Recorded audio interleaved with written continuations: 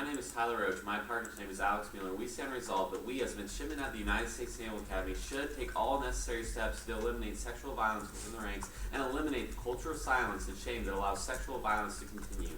We begin by noting that women have historically been treated poorly while in the military, and this history of poor treatment extends into today, where women are dismissed as not really soldiers or sailors, and they're seen as background actors, or worse yet, passive sex objects, which have no business on the battlefield. Benedict, 2009. Nobody believes when I say I'm a veteran. I was getting bombed in Iraq, shot at, but people don't even listen to me. While I was, when I said was I were, you know why? Because so many people, they join the military for the same reason men do, to save dad, families, pay for college, and seek adventure, and to follow the ideas, find a career, and all they find themselves integrated and sexually hounded by many of their brothers whom they are supposed to rely on them when they go to war. The harassment does not necessarily stop. The double trauma to the war and combat and sexual persecution by their 2008 Rand study found that female veterans are suffering a double rate suppression to a strong stress order from their male counterparts. Not many people realize the extent to which the Iraq represents a historic change in American women soldiers. More women have fought, and women, 104 have died in Iraq alone, according to the Department of Defense in Iraq. 1 in 10 troops is a woman, and yet the military from the Pentagon, the troops on the ground has been slow to recognize the service of women perform, and not even see them as real soldiers, permeated with no age-old stereotype of women as fast sex objects who have no business fighting and cannot be relied upon in battle. And this poor treatment of women manifests itself as a clear example of rape culture. 71% of female veterans reported they were sexually assaulted when they were served in rape. It is only the culmination of this poor treatment women in the military experience at the hands of their peers and commanders. Benedict, 2009. A lot of them didn't want to, so everyone said about her time in Iraq. One guy told me that the military sends women soldiers to give a guy's eye candy to keep them safe. He told me in the Vietnam they have processes, they don't have those in Iraq, so they send women soldiers instead. Some soldiers and commanders show their hostility by undermining women's authority, denying them promotion and deintegrating their works. Others show through sexual harassment, assault, and rape. These problems were occurred throughout the military. In a survey of female veterans, 30% of them said they were raped in the military. 2004 study veterans who were seeking to help the post-traumatic stress disorder found 71% of women said they were sexually assaulted or raped while in the military. With 1995 study of female veterans with the Gold and early awards found that 90% had been sexually harassed. The Defense Department showed much lower numbers, but it's because only counts that reported rape. The DoD itself said the annual Pentagon report on military sexual assault said some 90% of military rapes in the military are ever reported at all. Nonetheless, the same report showed that in 2008 reports of sexual assault by 8% of the military, widened by 26% in the Iraq and Afghanistan wars. And women have been forced for a generation to suffer in silence. Dean in 97. Things did happen. They were not just talked about. A World War II veteran said that in 1983 conference that there were rapes, there were pregnancy. Women had a baby in my barracks. Nobody even knew she was pregnant. She had been raped. You kept your mouth shut there. You'd find yourself ushered out. The men were never ushered out. You were ushered out as a great society. Rape was a cause for shame and ostracism of the victim and is not mentioned by the genteel and the correct. And these attitudes are far away in the fleet that we are forced us to face them after graduation. They're here and now in our everyday lives, happening to the women we share a table, a dorm, and a debate team with. For us, to focus on drawn out internally chains of wars that are unlikely to ever happen is a slap in the face to our sisters who endure abuse every day and forced into silence because of the pervasive culture of silence on this issue at the United States Naval Academy. The affirmative is a refusal to continue on with the culture of violence, culture of silence, and attempt to stand up and say no more, not on my watch. This is from the report of the Department of Defense Task Force on Sexual Harassment and Violence of the Military Service Academies, June 2005. 2004 DoD survey found 36% of female victims of sexual assault in the military and 26% of female victims in the Naval Academy indicated they did not report the sexual assault because they feared ostracism, harassment, and ridicule by peers. Academies are called small and close communities, which should further intensify the impact of negative response with peers and an engaged group and already highly sensitive to peer opinion. Correct blame the victim attitudes and hold them accountable who perpetrate the backlash to the reporting. And research has established sexual harassment and abuse are highly correlated with power.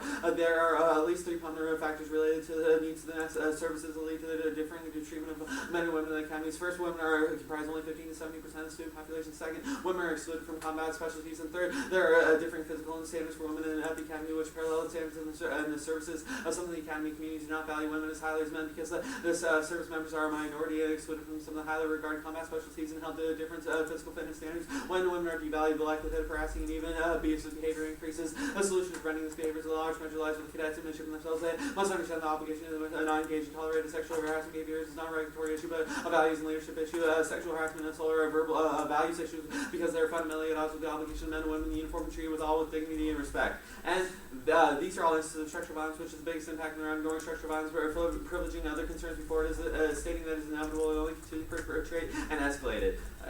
Peterson, 92. Quite simply, with the government economy, so when systematic oppression and insecurity is not taken seriously, they extend to the visible, eliminate the gender hierarchy, or justify the nature of destiny, believes in the misfied the apparent inequality opportunities of transformation and divert until after the revolution. The problem, however, is not to be provided or fail to take women's oppression seriously. My focus on gender states is not intended to mask but eliminate other forms of expressive structural violence, and the problem for the world security is structural violence per se is not considered matters of major importance. There is no collective outrage against the terrifying class maximalists and classes and races and inequities. Rethinking the world of security requires in part the more accurate understanding of existing insecurities and requires politicizing structural violence as a historically constituted as a contingent rather than a natural, specifying some of its implications and consequences. This understanding confirms that structural violence can be changed and identified to change the necessary to pursue world security, but rethinking world security also requires more accurate understanding of the identities and ideologies, reproduce and significantly depoliticize structural violence and insecurities. And structural violence is a form of dehumanization, which is the root cause of war and genocide. When humans are reduced to means or objects, any atrocity becomes justified. Ruby 97. The dehumanization mandated warnings of tractable and is greater than any war, plague, famine, or natural calamity are on record of the potential data of quality of life and the fabric of civilized societies beyond calculation, beyond the genocide, the Holocaust, lay dehumanized behind the man side of the deviance and distance of the cuckoo's nest in America, lies a dehumanized image of man. While it is not possible to quantify the impact of the dehumanization ethics may have on humanity, is a safe to say to conclude that the foundation of humanism offer great opportunities which have been foregone. When we calculate the actual loss and virtual benefit, we approach nearly inestimable value greater than any two when we currently measure it. A dehumanization in nuclear war, environmental apocalypse, and international genocide. When people become things, they become dispensable. When people are dispensable, and any atrocity can be justified. Once justified, they seem inevitable for every epoch of evil, and dehumanization is evil's most powerful weapon. And the forced silence will continue unless we speak up and speak out, because the military focuses on command hierarchy at the expense of rape victims. Has time that all efforts of Congress has made to solve, claiming that commanders should have ultimate control over prosecutions. Oneida Daily Dispatch, 11/14/2013. But he is also lawmakers and has given work to force in the military to put a needed focus on the problem of sexual assault and how it's been prosecuted. And he said the military welcomes the ongoing scrutiny. Ordinary, speaking to a small group of reporters at the Pentagon, said that there was no room for adjustments in justice systems. The Armed Services Committee backed in the 11 bill is designed to increase pressure on the senior commanders to prosecute sexual assault cases by requiring top-level review of the failed to do so. 11 proposal could also make it into a crime to retaliate against victims who report sexual assault. The Pentagon relieved commanders who failed to create a climate receptive for victim military leaders have argued the review decision for the review would undercut the ability of officers to maintain good order and discipline. Point echoed by several lawmakers and the only member of the United States who is actually okay with this. Senator John McCain, and I know command authority is, and so if you take it away from those commanders, it will impair battle efficiency. And speaking out from inside the ranks is key. Victims feel likely they're supported, and officers are most resist change to all other change. Both negative to give us a more platform and to use to advocate a change within the military. Politico 2013.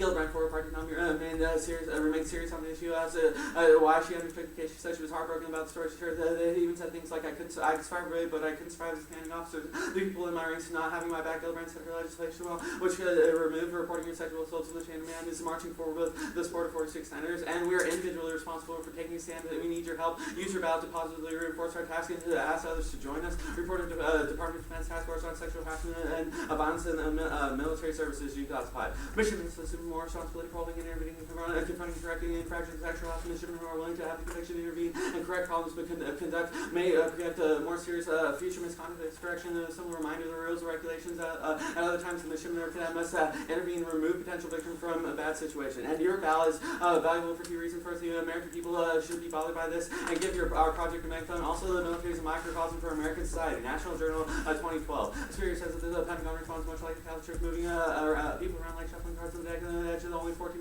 of victims report the cause of the should be troubled by the victims of the sexual histories and irrelevant to being raped, and they are also sending guidelines. Guidelines. That's time. Alright, I'm sorry. I had you at Military Service Academies, June 05. Is that right or wrong? No, National Journal, 2012 evidence, and I got two. Okay. Yeah, how far in the car did you get? No sentencing guidelines. So it's like the 4 lines down. Okay. Cool. I guess we can start process. Yeah. I just read it, sorry. Alright, okay. Yeah, first a few questions. So, what is exactly what does your methodology do for women in the military? Okay, so specifically what the problem is this culture of silence. Like, men don't want to confront this issue in the military. that the structures, the hierarchy within the military and the way that women have been treated as second-class citizens is what's causing this violence. And by us actually recognizing, like, confronting this problem and being there for our sisters in arms, like, that can change the mentality that's like currently existing within military structure. I kind of had to ask you about this little tension. I kind of found with some, like, a little part of your case. You say that, like, dehumanization is, like, leads to things like war and genocide, and you make, I guess, it easier for people, like, for the most part, you're saying, like, a woman should be able to, like, to join the military more freely, and that would probably add to their population in the military. Like, how do you, actually, no, I'll just say that for later. I mean, So, like, okay. just the platform question, you need the roll of the ballot. Why? Like, why do you need the ballot to be sounding your benefit? Okay, so specifically that's some cards towards top, but especially the last two, that like this, like the ballot is a positive reinforcement of like our stand and our. I mean, our, could he agree with what you say and not vote for you? I think it's key that he does vote for the affirmative because it's showing that he won, like Showing agrees proof, with like, our. the ballot goes into a computer and it goes to, like, the people at Wake and they see either win or loss. Yeah, That's but what the ballot like does. he knows who he voted for, like And that, like and that's key. Like yes, the ballot is a thing, but the vote is something he does. Like it's an action he does, and it's something he carries with him outside the round. Like he says, I voted for this team. Like this is what they said. I agreed with it. Could he say, I And he- agreed with this team and not vote for you? Yeah, but I think it's key that like that is Like, a why is it key that's that he a- also that agrees also, and the ballot votes for is uniquely a signal of his agreement, like and Okay, it's a could reinforcement. he- It's could like a he not- reinforcement. It's a reinforcement Yeah. because he agrees. Also, think of the larger culture signal that sends, where we So, like, yeah, the larger we culture. spoke up. Once again, that's my question. Like, the ballot goes, the Well, people hear me out, who hear are me out. running So the we league. go back How to, does like, this go out to the larger culture? we go back to the academy, and we're like, we spoke up for the really bad problem that's been Mhm. perpetuated, and everyone voted us down. They didn't care. You know what kind of signal it seems? But if we say yes, people were like using their ballot to be like, yes, we agree with you. This is a problem. It seems a bit. So he has to agree with you and vote for you simultaneously, Yeah, correct? because Because it's a they vote us. reinforcement. It's If you vote something down, that means you. So don't want fundamentally, like, regardless of what he does, if he votes a neg in this round, like, it's bad for, like, women in the military. Yeah, it's sending the signal out there. What if the negative has a better strategy to solve sexual violence? Would that We'd love to hear. Yeah, that. that's Cool. what the negative is supposed to do. They're supposed to respond. Here you go.